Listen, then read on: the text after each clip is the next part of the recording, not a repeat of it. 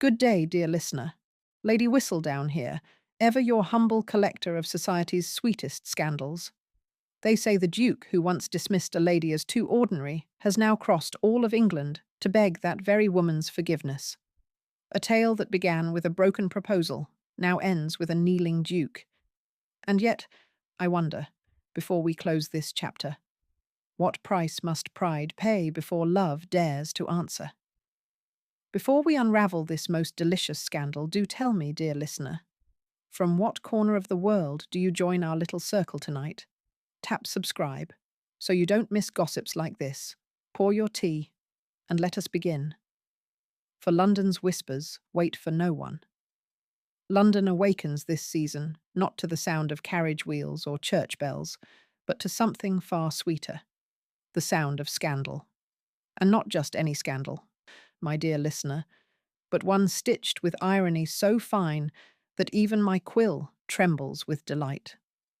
For beneath the morning mist of Grosvenor Square, whispers bloom like frost upon glass. The Duke of Kensington, yes, that Sebastian Ravenscroft, has done the unthinkable. After years of polished indifference, His Grace has issued a summons that has set every fan fluttering and every drawing room ablaze. He has called upon a woman, not a duchess, nor a glittering diamond of the ton, but Clara Fairchild, once the quiet wallflower no one noticed, dismissed as too plain to ever command a duchess's throne, by the Duke himself, no less. She now reigns as the formidable headmistress of England's most esteemed academies for young ladies. Time, it seems, has been her finest tutor. And now, the very man who once scorned her composure must beg it of her. Why, you ask? Because Lady Amelia Ravenscroft, the Duke's radiant sister, has danced perilously close to ruin. A poet's letters, a moonlit rendezvous, and one breath away from elopement. Society gasps, wagers, and whispers. Arabella Danvers fans the flames with her usual elegance. Yet rather than banish his sister or hide behind title and power, the Duke has sought Clara Fairchild, the woman he wronged, to restore what scandal destroyed. Ah, poetic justice. London has rarely tasted irony so intoxicating. Picture him, proud Sebastian Ravenscroft, standing amid candlelight and curiosity at Norwood House, his silence more telling than confession. I swear I saw longing flicker where arrogance once lived, and she, far away at her academy, breaking mid-lesson as his crest arrives at her door. To be summoned by the man who once deemed you unworthy. Imagine it, dear listener. Imagine stepping once more into his grand halls, not as a supplicant, but as salvation itself. So the game begins. The Duke, who rejected a lady for being ordinary, now risks discovering how extraordinary she has become. Pride, duty, desire, all bound for collision. Tell me, dear listener, which will surrender first? It has often been said that pride is the most exquisite poison served at the tables of the ton. We sip it daily, disguised in compliments, veiled in curtsies, and sweetened by hypocrisy. Yet few have tasted it as bitterly, or swallowed it as silently, as Clara Fairchild. I remember her well from her first season. A quiet girl with brown hair that refused to gleam beneath the chandeliers, and eyes that seemed to observe more than they ever sought to charm. She did not sparkle. She steadied. She did not flirt. She listened. The mothers of London dismissed her as timid. The daughters ignored her entirely. And the sons, the sons scarcely looked at her twice. All save one, Sebastian Ravenscroft. He was the newly inherited Duke of Kensington then. A man too young to bear a title so ancient, too handsome to ever be forgiven by his peers, and too aware of both. The kind of man whose very silence drew attention, whose approval was treated as divine benediction. At 27, he was already a creature of contradiction, courteous yet cold, admired yet untouched by admiration itself. And once, for the briefest moment, that glacial composure wavered. It happened one spring evening at Almack's, The orchestra played a rather uninspired quadrille, and every ambitious mamma thrust her jewelled daughter into his path. Clara, meanwhile, stood alone near the column of white roses, fanning herself not from heat, but from discomfort. Her gown was pale lilac, lovely if one possessed the imagination to notice. The Duke did. He approached her, perhaps out of boredom, perhaps out of curiosity. I shall never know. What I do know, dear listener, is that conversation passed between them. Not the meaningless chatter of society, but something quieter, warmer. I saw the way his gaze softened when she spoke of books, of music, of the stars. For a single evening, it seemed the marble duke had found warmth enough to thaw. And then, as swiftly as the waltz ended, so too did his civility. A careless remark, spoken later to Tristan Blackwell, overheard by half the ballroom, shattered everything. "She is too ordinary," he said, "too sensible to ever stir a man's pulse. A duchess must be remembered, not merely respected." That one sentence destroyed Clara's season.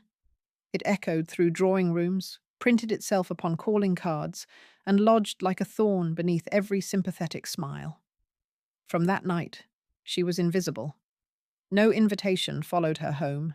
No partner sought her hand. She withdrew with dignity, though one could sense the quiet ache beneath her composure. Pride may wound, but silence can bleed far longer. Years passed. London forgot her name, but fate has an impeccable memory. Clara Fairchild, unnoticed by society, built her own kingdom. What began as tutoring for the daughters of overlooked merchants soon flourished into the Fairchild Academies for young ladies, a network so refined that even duchesses sought her counsel for their wayward nieces. Her pupils emerged transformed, graceful, poised, their manners spoken of in whispers of awe. She became, in essence, the quiet architect of London's next generation of perfection. How ironic that the woman once deemed ordinary became the one who defined excellence itself. And what of the Duke? Sebastian Ravenscroft married no one. Though his name adorned countless guest lists and his presence graced every grand ball, he seemed perpetually detached, a man moving through life as if under glass. Suitors presented their daughters. He offered polite indifference. They called him exacting, but I call him haunted. For pride, when starved too long of tenderness, turns not to satisfaction, but to solitude. Tristan Blackwell, his closest companion, once jested, and I quote from a dinner I attended myself, "You demand perfection in women, Sebastian, and perfection has learned to fear you." To which the Duke replied, "Then I am safe from disappointment." A man who confuses safety with peace, dear listener, will one day find neither. Behind the facade of the Kensington estate, his sister grew into a reflection of what he once destroyed. Spirited, romantic, desperate for freedom. Lady Amelia Ravenscroft adored her brother, yet defied him in secret. She would laugh at poetry when she ought to have curtsied at politics. And though Sebastian loved her fiercely, he governed her heart as he did his own, by rules, not affection. When news of her near elopement reached me, I confess, I did not gasp. For Amelia's rebellion was not born of wickedness, but of hunger, a hunger to feel seen. The very hunger her brother had once denied another woman. And so, when he summoned Clara Fairchild to his aid, I found myself wondering, did he truly seek salvation for his sister, or for himself? Was it duty that moved his pen, or something more fragile? Regret. Clara, meanwhile, accepted the summons with the same poise that had become her armour. Georgiana Ainsworth, her ever-loyal assistant, once told a friend that when Clara read the Duke's letter, she neither smiled nor frowned, only closed it and said, "Tell the carriage to be prepared by morning." That, my dear, is power. She arrived at Kensington not as a girl seeking approval, but as a woman whose worth no longer required it. The staff whispered of her calm, the way her steps echoed with assurance through the marble halls. Even Lady Amelia, tear-stained and trembling, seemed soothed by her presence. Within an hour of her arrival, the Duchess of Kensington's long-vanished grace, for there is always a duchess in the making, had been reborn in the drawing-room. But when the Duke himself entered that same room, something changed. Witnesses speak of stillness, that peculiar silence which descends when two souls recognize both their history and their punishment. He bowed. She curtsied. Neither spoke more than 5 words, yet the air between them rippled with everything unsaid. And I, ever observant, can tell you this. Men like Sebastian Ravenscroft are not easily undone by beauty. They are undone by grace, by the haunting realization that what they once deemed ordinary has become irreplaceable. London believes the Duke called Clara Fairchild to save his sister's name. I, however, suspect he called her to save his own. In that house of marble and regret, frost and flame have been reunited under one roof. And though I claim no gift of prophecy, I know this. When pride and penance share a table, it is only a matter of time before hearts are served in pieces. So, as I dip my quill and seal this account, I leave you with a thought most fitting for the season of scandal. London crowns its statues of marble, never noticing the women of gold. But sometimes, just sometimes, the gold learns how to shine without permission, and the marble learns how to melt. If London thrives upon gossip, then this week it positively drowns in it.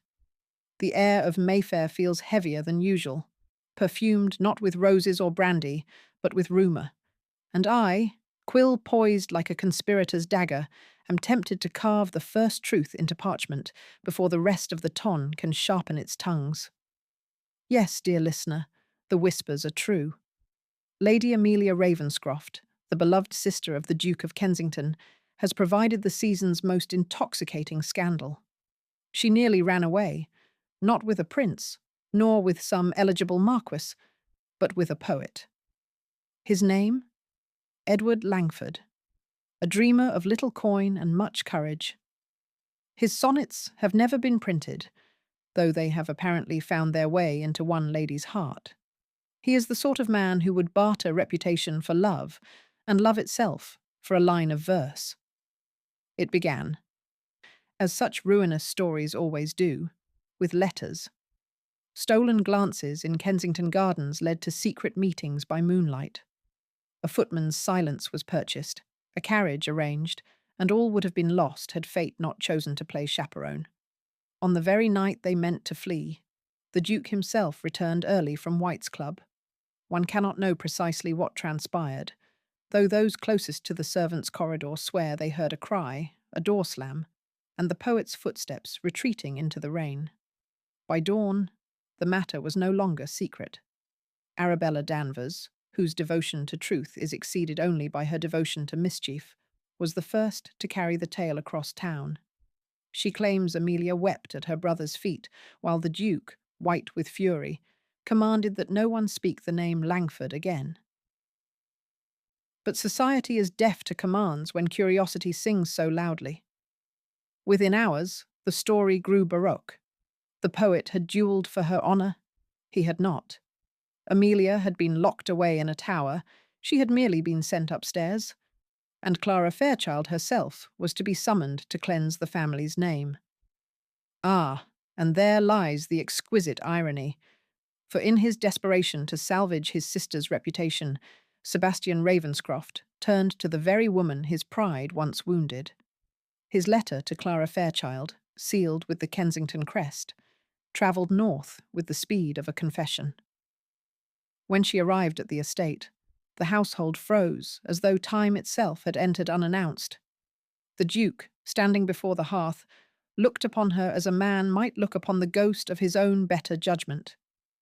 She curtsied, calm and dignified. He bowed, stiff and wordless, and between them stretched the silence of 7 years, heavy, expectant, unforgiving.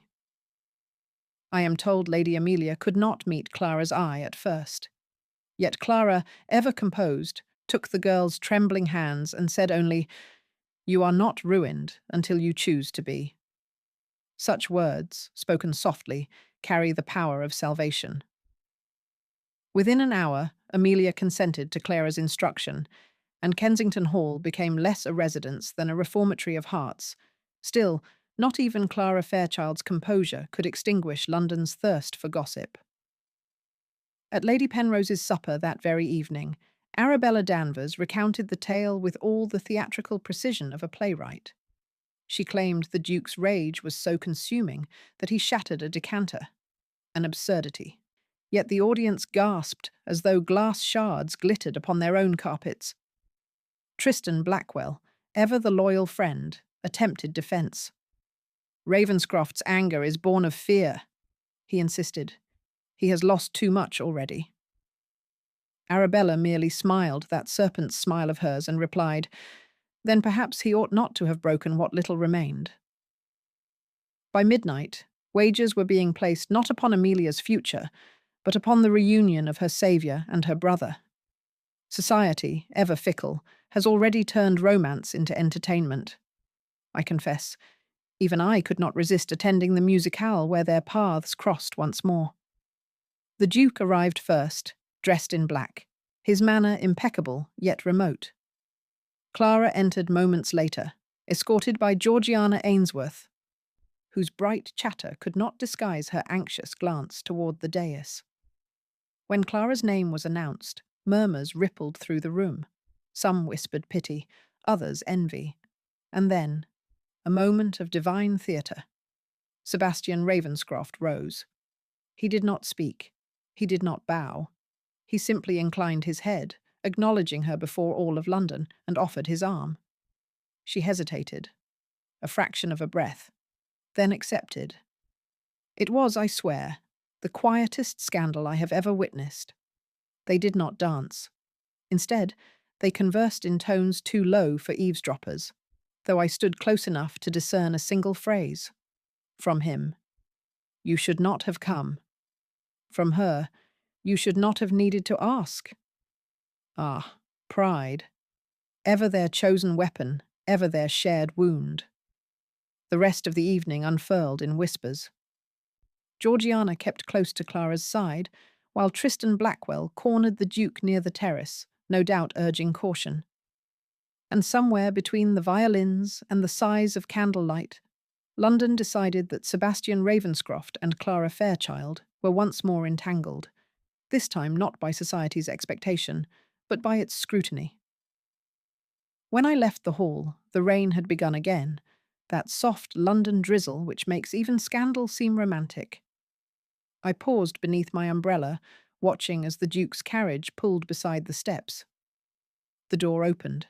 For a moment, I thought he meant to offer Clara his hand, but she merely curtsied and entered her own conveyance, the horses clattering in opposite directions. 2 carriages departing, 1 story beginning. I should warn you, dear listener, that what began as impropriety will soon deepen into intimacy. For when a duke accustomed to command meets a woman accustomed to self-respect, there can be no neutrality, only surrender. London already speculates which of them will yield first. The gamblers of Brooks's say she will forgive. The dowagers of Grosvenor Square insist he will grovel. As for me, I simply pour another cup of tea and whisper to the candlelight. Fate adores irony, and London adores watching it burn. If your curiosity stirs as mine does, subscribe this instant, dear listener. The next revelation may steal your breath. There are households, dear listener, where propriety rules as strictly as any monarch. Kensington Hall is such a kingdom. Every clock chimes on the hour, every servant moves as though choreographed by duty, and every heartbeat seems to echo the Duke's command. Yet I have learned that beneath even the most disciplined roof, rebellion can bloom, silently, fragrantly, like jasmine beneath frost. Since her arrival, Clara Fairchild has transformed that solemn house into something perilously human. Lady Amelia's laughter, once subdued, now drifts through corridors once kept for silence. Lessons begin at 10 precisely, yet end only when laughter has chased away regret. The Duke insists these reforms are practical, but I have observed the way his gaze lingers too long upon the governess of his redemption. It begins innocently, as all catastrophes of the heart do. During breakfast, the Duke pretends to read dispatches, while his sister practices conversation under Clara's guidance. When Clara remarks that sincerity is finer than ornament, he lowers his paper. "Society rewards the opposite," he says dryly, to which she replies, without lifting her eyes from her teacup, "Then perhaps society should fail more often." A dangerous silence follows, one that warms rather than chills. By noon, he finds pretext after pretext to linger. He reviews Amelia's essays, offers opinions on posture, even feigns ignorance of etiquette he once lectured upon. Tristan Blackwell, arriving one afternoon, teased him mercilessly. "Admit it, old friend. You attend every lesson because the teacher amuses you." The Duke's answer, "She instructs better than most clergy preach," did little to help his case. Meanwhile, Georgiana Ainsworth observes everything with a knowing smile. "I fear," she confides to me over tea, "that my employer is in danger of teaching the wrong pupil." When I raised a brow, she added, "The Duke listens as though salvation were a lesson she might repeat." Ah, clever girl. She sees what he cannot admit. That devotion wears many disguises, and this one chooses respectability as its mask. I confess, dear listener, that even my quill trembles to record the subtler rebellions. There was the afternoon rain that drove them to the library. Amelia sketched at the hearth, while Clara searched the shelves. The Duke entered unannounced, rain glistening upon his shoulders, and reached for a volume just as she did. Their gloved hands brushed. Neither withdrew. The fire crackled. Amelia looked up and pretended not to see. Such moments are the true currency of romance, spent in silence, yet felt like thunder.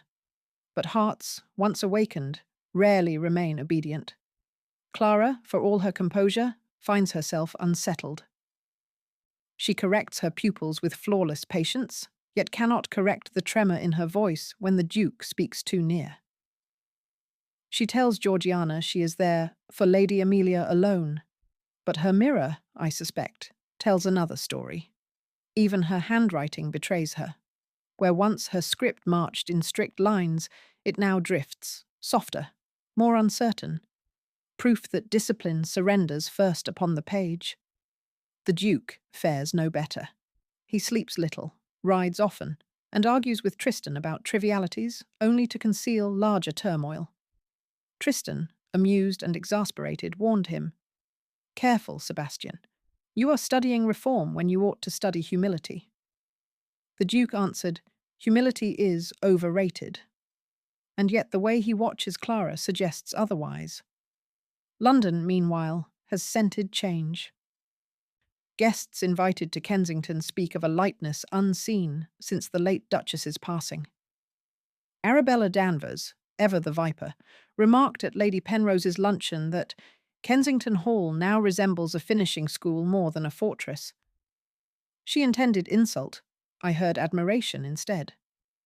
One evening, how shall I phrase it without the sin of sentiment, the household gathered for music. Lady Amelia played the pianoforte, Clara turned pages. The Duke stood apart, framed by candlelight and conflict.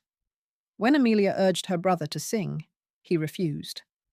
Clara, quiet as snowfall, said, "Courage, your grace. A leader should not fear to be heard." He met her gaze, then began. His voice, deep and raw, filled the room.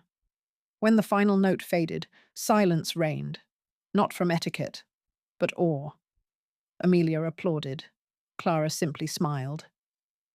And in that unspoken exchange, something irrevocable passed between them. I left before the night ended. Even scandal has its curfews. Yet as my carriage rolled away, I glanced back and saw them upon the balcony. He speaking, she listening. The distance between them measured not in steps, but in restraint. The moon, shameless accomplice, illuminated their defiance. Still, passion seldom travels alone. Fear rides beside it. Clara knows the cost of rumour. The Duke knows the cruelty of pride. Each resolves to master feeling, not yield to it. Thus begins their rebellion against themselves. And I, impartial only in print, cannot help but wonder which fortress will fall first. The heart built of duty, or the one built of disappointment? For under Kensington's roof, frost meets flame, and neither prevails. So tell me, dear listener, as you fold this scandalous sheet and sigh at its perilous beauty, every grand house holds its secrets, but none so intoxicating as those whispered beneath moonlight. Kensington Hall, ever immaculate by day, becomes another creature at night, its corridors soft with candle glow, its gardens perfumed by deceit and desire. I have it on authority that the Duke and Miss Fairchild met there in secret, though secrecy is a fragile thing when the heart begins to speak. It began with restlessness. The Duke, sleepless after another fruitless attempt to guide his sister's conduct, descended the terrace stairs toward the gardens. He meant only to think, or perhaps not to think of Clara Fairchild at all. Yet fate, as ever, adores mockery. For there she stood among the hedgerows, her shawl drawn close, the pale gleam of her lantern turning the air to silver. She had sought solitude as well. One might call it coincidence. I call it inevitability. "Miss Fairchild," he said, voice low, nearly human. "Your Grace," she replied, turning slowly. "Forgive me. I could not sleep." A pause. One heartbeat of silence between two people who had spent years pretending indifference. "It seems," he murmured, "insomnia is contagious?" I imagine the scene perfectly. The marble fountains whispering secrets, the scent of damp roses, the Duke's restraint crumbling like frost at dawn. And then, at last, words, honest ones, escaped the man famed for his composure. He spoke of his parents' loveless union, of a mother who smiled for the ballroom yet wept behind closed doors, of a father whose pride turned tenderness into punishment. "Affection destroys," he confessed. "It makes one weak, dependent. I vowed never to require it." Clara, ever unafraid of truth, answered softly, "Then you mistook weakness for need. To require someone is not ruin, Your Grace. It is revelation." She told him how his old cruelty had forged her resolve, how that single slight, too ordinary for a duchess, had become the flint that lit her purpose. "You gave me ambition," she said. "You taught me that I must build a life where my worth required no approval." He looked at her then, not as a duke at a subject, but as a man at his undoing. And for one suspended moment, pride and pain stood still. Had the world ended then, perhaps both would have been spared. But alas, love's quietest confessions attract louder forces. For lurking near the veranda, hidden behind curtains meant only for decoration, was none other than Arabella Danvers. Her talent for mischief exceeds her beauty, a feat indeed. She had come seeking gossip about Amelia's instruction, but found far riper fruit. A duke and a governess, exchanging confidences that smelled perilously like affection. Arabella, never one to waste opportunity, did not confront them. No. She slipped away, smiling the smile of a woman who has found a story worth its ink. Back in the garden, unaware of the viper coiled nearby, the Duke reached for Clara's lantern, setting it upon the balustrade. The flame flickered, reflected in her eyes. "If I wronged you," he said, "I would undo it." "You cannot undo the past," she replied, "but you may choose differently tomorrow." He took one step nearer. "Would you believe me capable?" "I would believe you capable of anything," she said, "save humility." He laughed, a rare, startled sound that seemed to startle even him. And thus, dear listener, a miracle occurred. Kensington's marble melted into mortal warmth. But miracles invite catastrophe. The very next afternoon, as Amelia practiced her pianoforte and Clara corrected posture with serene patience, a footman delivered a sealed note. Its wax bore no crest, an omen. Clara broke it, expecting a thank you from one of her academy patrons. Instead, her eyes widened, colour draining. The letter was from Edward Langford, pleading to see Amelia once more before he fled London. Clara's first instinct was mercy, her second, discretion. She concealed the letter in her desk, intending to speak privately with the Duke that evening. But servants are seldom silent, and Arabella Danvers seldom sleeps. By supper time, whispers already coiled through Mayfair. Arabella had twisted the tale into something deliciously venomous. Clara Fairchild conspires with Amelia's poet lover, using her influence to secure her own advancement with the Duke. Within hours, drawing rooms buzzed like hives, struck with a stick. I am told Sebastian heard of it from Tristan Blackwell, whose concern outweighed his tact. "Watch your household," he warned. "Miss Danvers's quill has teeth." But pride deafens more surely than music. That night, the Duke entered Clara's study unannounced. She rose, startled, the incriminating letter still upon her desk. He saw the poet's hand, the signature, the words, "Meet me." "Explain this," he demanded. "It was sent to me by mistake," she began. "I intended to—" "To what?" he snapped. "To use my sister's disgrace as leverage, to remind me how indispensable you are." His voice cut sharper than any rumour, and though she could have pleaded truth, she did not. A woman of dignity will never argue with fury. She will only endure it. "Believe what you must," she said quietly. "But remember, Your Grace, doubt is the tax of pride."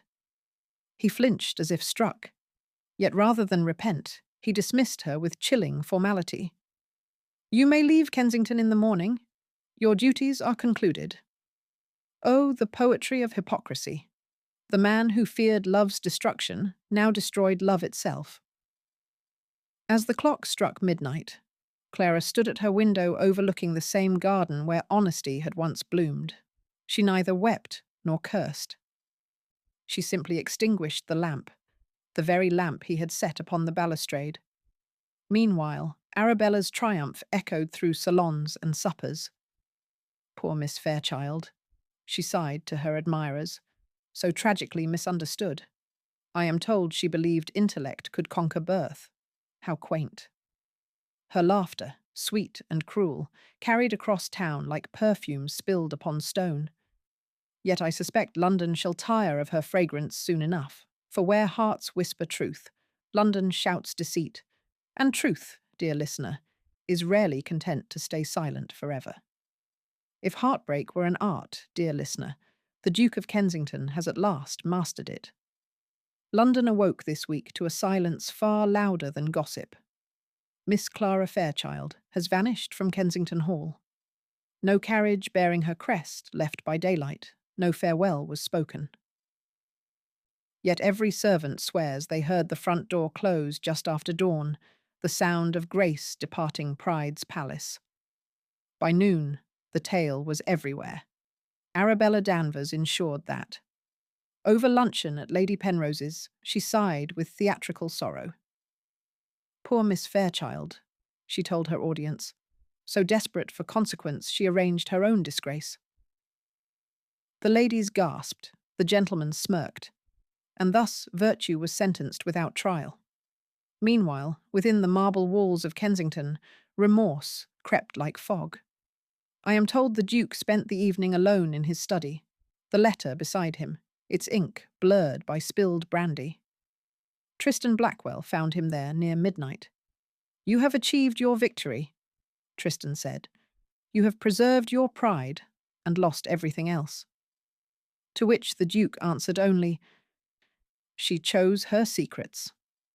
Ah, pride, that magnificent cowardice dressed as honour. The next morning, Rain fell as though the heavens mourned decency itself. Footmen carried Miss Fairchild's trunks to a modest carriage. Lady Amelia, pale and tear-stained, tried to run after her, but Clara pressed a hand to the girl's cheek. "Be kind to your brother," she said softly. "He will need it more than he knows." Then she was gone, leaving behind nothing but civility. The cruelest farewell of all. London, ever eager to feast upon misery, devoured the story whole. Within days, my correspondence doubled. Readers begged to know whether the Duke had truly cast out the woman who had saved his sister's reputation. I do not answer every letter, dear listener, but I will answer you. Yes, he did. And no, he has not forgiven himself since. Society soon discovered its next entertainment. Invitations ceased to arrive for the Duke. Hostesses feared the scent of scandal upon his coat. Arabella Danvers, of course, offered consolation in the form of gossip thinly veiled as friendship. "Reputation can be rebuilt," she purred. "One only needs a new narrative." But no amount of narrative could rewrite what London had witnessed. A man too proud to protect the woman who had protected him. And what of Clara Fairchild? Do not pity her too quickly. She sought refuge not in tears, but in purpose. I have it upon excellent authority that she travelled north, and that within a week Lady Amelia followed her, unable to bear the weight of her brother's household or the whispers that hunted her name. Together, they found sanctuary in a small town near Edinburgh, where, under Clara's quiet guidance, Amelia Ravenscroft wed her devoted poet, Edward Langford. There were no pearls, no fanfare, only vows spoken through laughter and rain. "Let love be honest, if not celebrated," Clara told them. How fitting. The woman branded a schemer became witness to a marriage of sincerity. They remained there after the ceremony. Amelia and her poet in a humble cottage on the hill, Clara in the headmistress's quarters of the little school she founded. London's eyes never found them. Amelia's letters home bore no crest, only folded parchment sealed with wax the colour of autumn leaves. In that hidden town, the three of them lived quietly: the teacher, the poet, and the girl who had once been a duke's sister, now content to be simply a wife. Still, solitude is its own punishment. In the evenings, Clara tutors village girls by candlelight, her voice calm, though her eyes often drift toward the window. Perhaps she imagines the streets of London, or perhaps she simply listens for the echo of a voice that once called her name in anger. Back in town, the Duke walks as though chased by ghosts. He attends Parliament, yet hears nothing, rides through Hyde Park, yet sees only memory. Tristan Blackwell has ceased jesting. Even he cannot pierce that armour of regret. "You will go mad," he warned. The Duke replied, "Madness would at least feel something." Arabella Danvers, ever insatiable, released a final flourish in the papers. "Miss Fairchild departs for Scotland. Sources suggest financial inducement from Kensington." The cruelty was exquisite, its accuracy non-existent. I could have corrected her. Indeed, I nearly did. But some lessons require silence. Let London choke on its own certainty a while. Weeks pass. The scandal grows stale, but sorrow ages slowly. One evening, Lady Amelia writes of letters from Clara, of her happiness teaching abroad. The Duke listens without expression until Amelia adds, "She asked after you." His fork stills. The silence that follows is the measure of a man realizing he has mistaken vengeance for virtue. After the guests retire, he stands alone by the window. Outside, rain again, the season's cruel refrain. "I ruined her," he murmurs, though none remain to hear. I wonder, dear listener, if pride ever sleeps. For when I passed Kensington Square later that night, I saw a single light burning in the Duke's study and a carriage prepared below. Perhaps remorse has finally found its road. Until then, London continues its dance, smiling by day, scheming by night. We sip our tea, we praise forgiveness, and we crucify the forgiven. The ton adores tragedy, so long as it is not their own, and thus ends another chapter of hearts undone by vanity. If ever you find yourself tempted to choose reputation over affection, recall this tale: a duke in mourning for a woman still alive, and a woman living as though her heart were not. Love has not died, only retreated into exile. If you've wept even a little for our duke and his lady, subscribe now, sweet listener. Their redemption may yet surprise us. If remorse were visible, dear listener, I dare say the streets of Kensington would be silvered with it. For weeks now, the Duke of Kensington has been a ghost haunting his own estate. His boots polished, his title intact, yet his soul in tatters. The mirrors in his great hall reflect a man who once believed himself untouchable, and now cannot bear his own reflection. Tristan Blackwell, ever the reluctant conscience of our Duke, called upon him yesterday and found him pacing like a man condemned. "Sebastian," he said, "you cannot drown guilt in brandy. It floats." To which the Duke, in that weary drawl of one long defeated, replied, "Then let it float. Perhaps it will find its way to her." Ah, my dear listener, even pride wears thin when it has no heart left to defend. Word travels faster than forgiveness, and rumour reached me, as rumour always does, that a letter arrived at Kensington 2 nights past.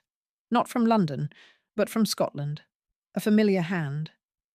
Inside, a single sentence written in Clara Fairchild's graceful script. "Lady Amelia is well, and so am I. Pray you are the same." There was no accusation, no plea, only civility, the sharpest blade of all. They say he stared at that line until dawn, and when the servants found him at his desk, his signet ring lay beside the letter, as though he no longer felt fit to wear it. Later that day, Tristan returned and spoke the words no friend wishes to say, but every sinner must hear. "You wronged her, Sebastian," he told him quietly. "You wronged the only woman who ever spoke to you as if you were more than your title. You mistook love for insolence, honesty for ambition." The Duke did not answer. Instead, he turned toward the window, where rain gathered like confession upon the glass. "I thought her silence pride," he murmured. "Now I know it was pain." Ah, but revelation, my dear listener, is rarely gentle. It arrives like thunder, too late to shield the flowers. That evening, the carriages in Kensington Square bore witness to a strange sight. The Duke, long absent from society's circuits, visited no ball, no supper, no assembly. Instead, he called upon the Ainsworth townhouse, where Georgiana Ainsworth, Clara's ever-loyal confidant, received him in silence. Her greeting was polite, but her eyes held the reproach of 1,000 women wronged in the name of pride. "She asked nothing of you," Georgiana said. "Not an apology, not restitution, not even understanding, and still you took her dignity." The Duke bowed his head, a gesture London has never seen from him before. "Tell me how to make it right." "Go to her," came the answer, simple and impossible. And so, dear listener, for the first time since his youth, the Duke of Kensington humbled himself before circumstance. The following morning, his household awoke to find trunks packed, the crest on his carriage replaced with a plain seal. No herald, no escort. Only a man, his guilt, and the road to Scotland stretching before him. Tristan Blackwell accompanied him as far as York. "Do not seek absolution," he warned. "Seek forgiveness. They are not the same." To which the Duke replied, "Then I shall not rest until I have both." It is said the journey took 6 days, through rain and wind that stripped every veneer from him. By the 5th evening, even his driver refused to proceed, so treacherous was the northern road. Yet still he pressed on. determined to reach the small village whispered of in Georgiana's letter, a town of slate roofs and church bells, where Clara Fairchild had hidden her heart beneath purpose. And what, you may ask, of Lady Amelia? I can tell you this much. She and her poet husband dwell there still, content and quiet, their names unknown to the ton. It was Amelia who first glimpsed the approaching carriage through her cottage window and knew at once who braved such weather for love. When he knocked upon that humble door, it was not Clara who answered, but Amelia herself. She looked upon her brother, the proud Duke of Kensington, soaked and trembling, and for the first time in her life saw not authority, but remorse. "She will not see you," Amelia warned softly. "She fears you would rather wound her again than beg her pardon." "I fear the same," he confessed. Still, Amelia led him through winding streets until they reached the little schoolhouse where the evening lamps glowed like patient hearts. There, in a room of girls reciting poetry, stood Clara Fairchild, no longer the humiliated governess, but a woman at peace with her own worth. Her hair was pinned simply, her gown plain, yet even the dullest observer would have known she was radiant. When she saw him, she did not faint nor flee. She only lowered her book and said, "Your Grace." He bowed deeply. "Miss Fairchild." The pupils, sensing a drama beyond their lessons, were dismissed. When the door closed, silence swelled between them like an old waltz waiting to resume. "I came to return what I took," he began. "And what was that?" Her tone was even, her gaze steady. "My respect," he said. "My faith. My chance to be the man you believed I could become." She shook her head. "I asked for none of those things, only honesty." "Then you shall have it," he vowed. "I was wrong, cruelly, foolishly wrong. I let fear masquerade as pride, and punished you for the very virtue I lacked. Ah, dear listener, if you had seen the moment that followed.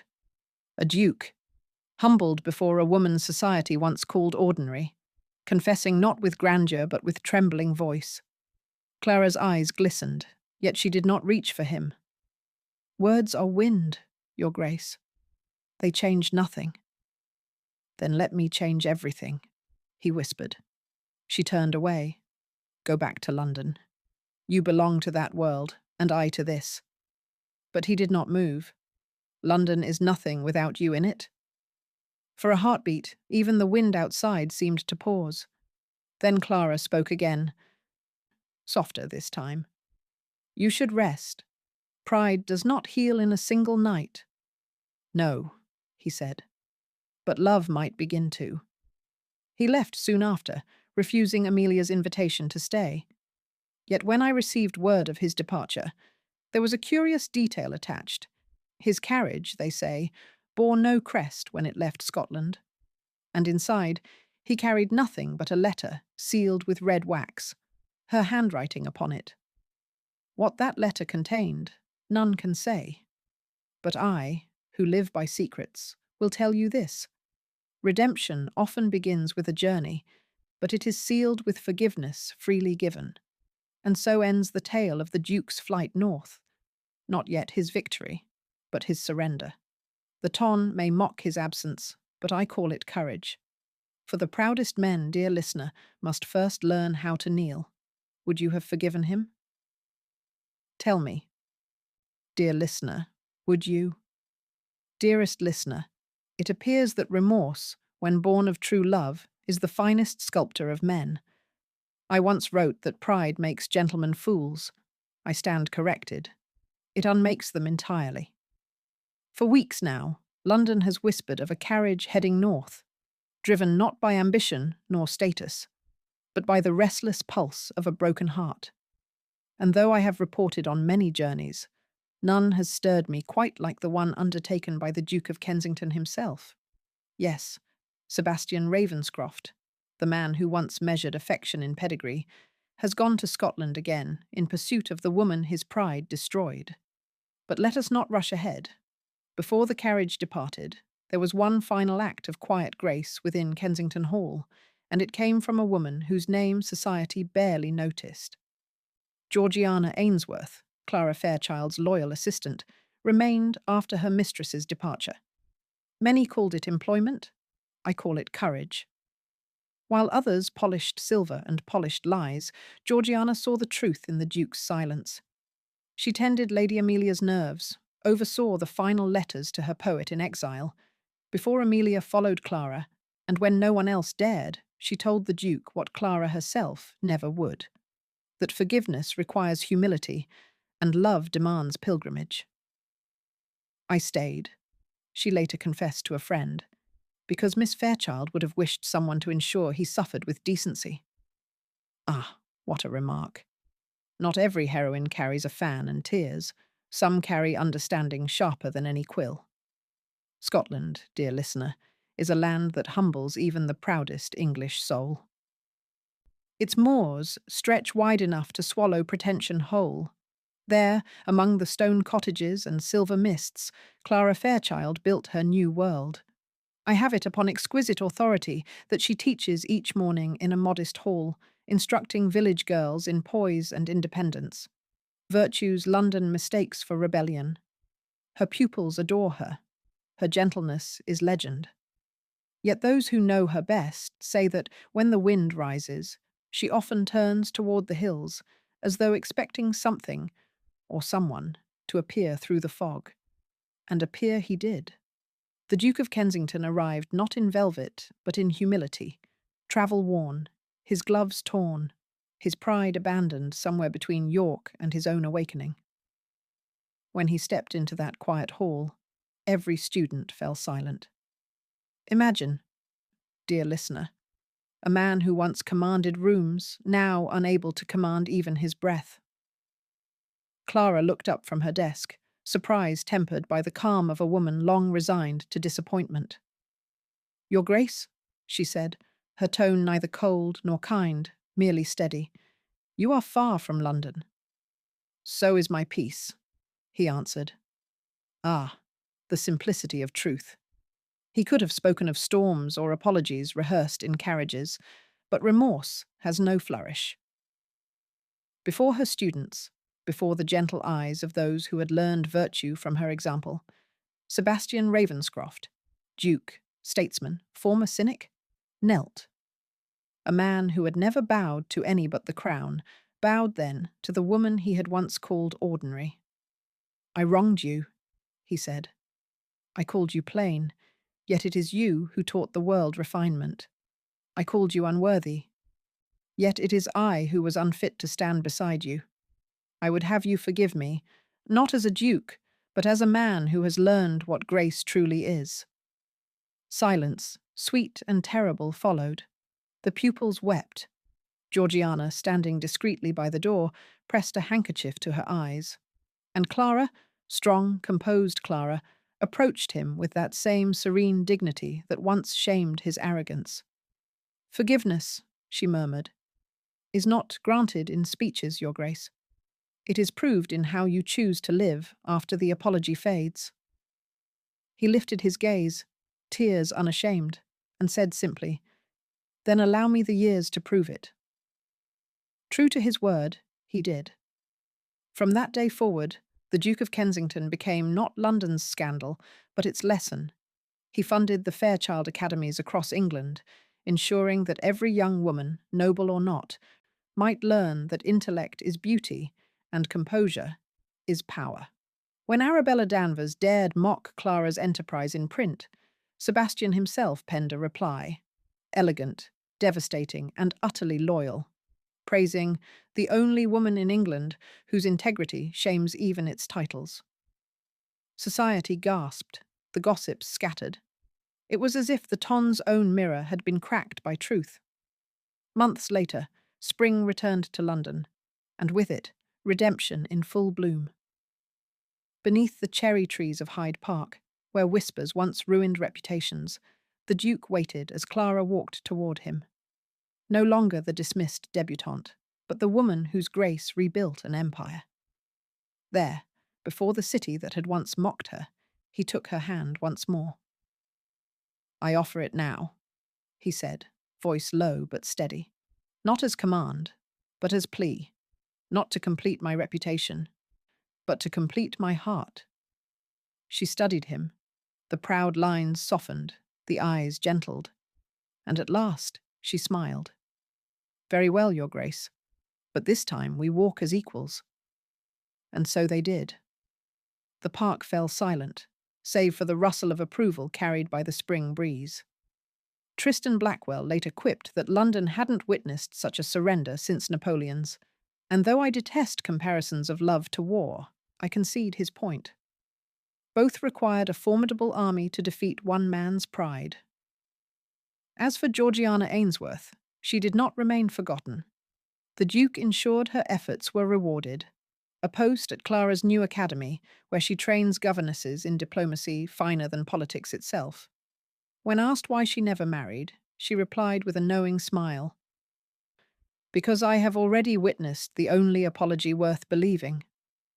And thus, dear listener, ends our tale of pride undone and love reborn.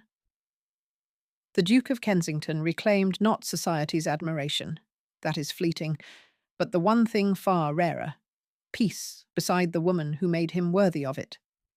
London, of course, will call it scandal turned fairy tale. I, however, call it justice in silk gloves. If there is one thing London adores more than scandal, dear listener, it is its transformation into legend. And so, as the season turns beneath a softer sun, our city now hums with a different sort of gossip. Not the sharp whisper of disgrace, but the sigh of admiration reserved for those who have managed the impossible, to turn ruin into romance. They wed quietly, you know. No parade of coronets, no march of powdered wigs. Yet when the Duke of Kensington placed his hand over Clara Fairchild's and vowed himself her equal, the very air of Hyde Park seemed to still. I am told the blossom drifted down like snowfall, and a few sentimental ladies declared it heaven's applause. Imagine it, dear listener. The man who once called her ordinary, now trembling as she spoke the words that would make her a duchess. There were no pearls upon her gown, only lilies at her wrist, and yet every diamond in London might as well have bowed before her. The ton, of course, arrived late to approval. One cannot expect a society that dines on downfall to digest redemption easily. But when I inked my column with the headline, "The Governess Who Taught the Duke to Love," even the cynics of Mayfair laid down their fans. They wished to believe that pride might yield to tenderness, that perhaps their own hearts, long armoured by etiquette, could yet be conquered by sincerity. And I, who have chronicled more hypocrisies than hymns, confess. Even I was moved. Lady Amelia Ravenscroft, radiant as sunrise, returned to town upon her brother's arm, her poet husband beside her. No longer the errant girl of whispers, she carried herself with quiet joy, proof that folly, guided by love, can bloom into grace. When asked about their Scottish chapel, she merely smiled. "It rained," she said, "and I was never happier." London applauded. Tears were dabbed discreetly behind lace. Now to matters less sung but no less stirring, Georgiana Ainsworth, and one Mr. Tristan Blackwell. Yes, dear listener, that Tristan Blackwell, the Duke's sardonic confidant, forever scoffing at romance, and yet forever near the very woman who believed most devoutly in it. How deliciously predictable. Their fondness, once veiled beneath bickering, revealed itself soon after the wedding of their friends. I observed them in conversation at Lady Harcourt's garden fete.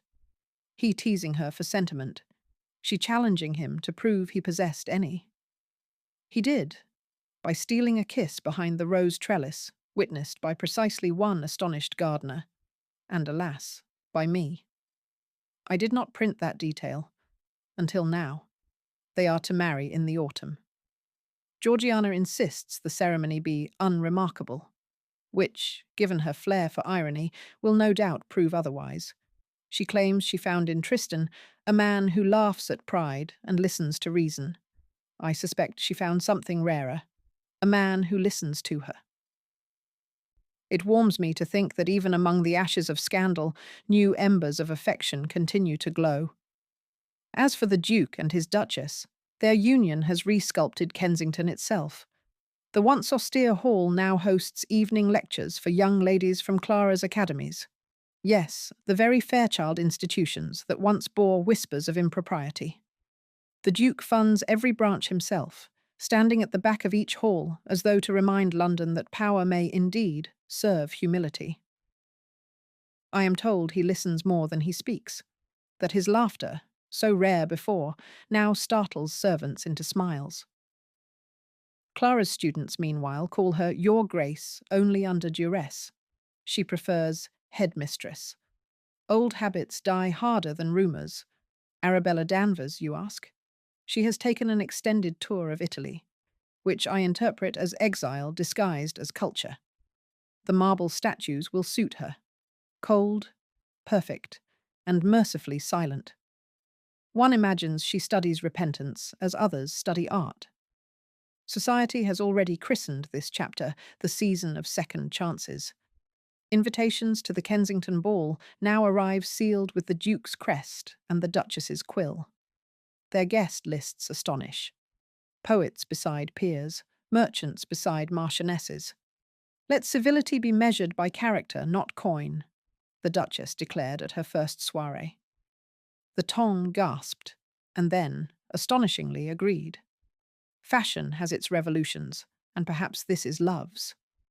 In quieter corners of the city, I hear Clara visits the orphan girls who once filled her classrooms, bringing books bound in blue ribbon. They curtsy, wide-eyed, calling her the kind Duchess, and she smiles. That same gentle smile which once unsettled an arrogant duke into remembering his humanity. She wears no crown, only purpose. There is something profoundly un-London about her peace, and for that, I admire her all the more. The Duke, too, has changed in subtler ways. He walks without entourage, reads poetry at breakfast, and, I am told, blushes whenever his wife catches him doing so.